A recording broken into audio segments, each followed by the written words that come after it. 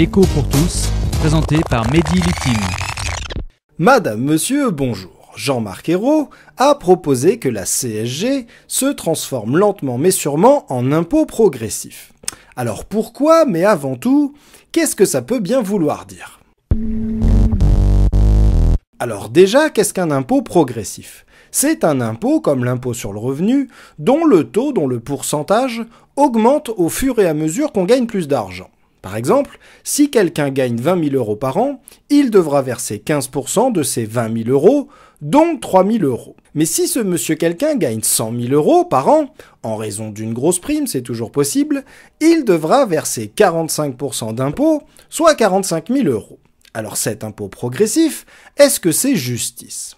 Eh bien, il semble que oui, aux yeux des révolutionnaires qui ont rédigé l'article 13 de la Déclaration des droits de l'homme et du citoyen, article selon lequel une contribution commune est indispensable pour l'entretien de la force publique et pour les dépenses d'administration, ça c'est sûr, mais une contribution qui doit être également répartie entre tous les citoyens en raison de leurs facultés, c'est-à-dire en raison de leur richesse.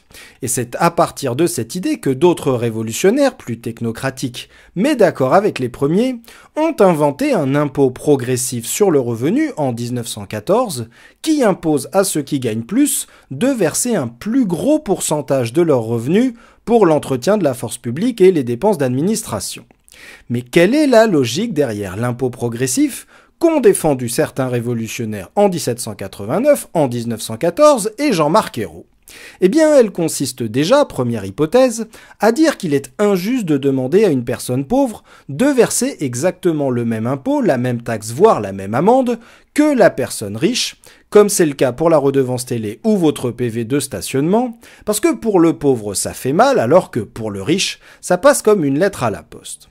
Mais deuxième hypothèse, les révolutionnaires et Jean-Marc Ayrault pensent aussi qu'il est injuste que pauvres et riches paient le même pourcentage d'impôt, la même proportion d'impôt.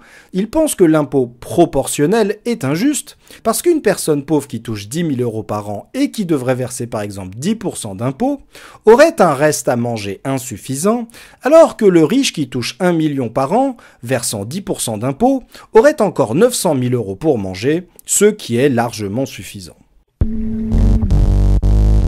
Mais, enfer et damnation, en regardant les différents impôts que les ménages et les entreprises versent pour l'entretien de la force publique et les dépenses d'administration, on s'aperçoit que la grande partie des impôts versés sont des impôts non pas progressifs, mais proportionnels, donc pas super juste. En effet, les deux plus gros impôts, TVA et CSG, sont proportionnels, le seul gros impôt progressif étant l'impôt sur le revenu, versé par un ménage sur deux, et dont 70% du montant total est versé par 10% des ménages. Et c'est pourquoi, face à tant d'impôts proportionnels et donc d'injustice fiscale, Ayrault, notre héros, a décidé de déposer un amendement flamboyant proposant de rendre non plus proportionnel mais progressif la CSG, en proposant que les salariés les moins bien payés, jusqu'à hauteur de 1,3 fois le SMIC, devraient verser un pourcentage de CSG inférieur au taux de CSG versé sur les plus gros salaires. Les bas salaires verseraient ainsi moins de CSG que les plus hauts salaires, et la CSG deviendrait ainsi progressivement progressive.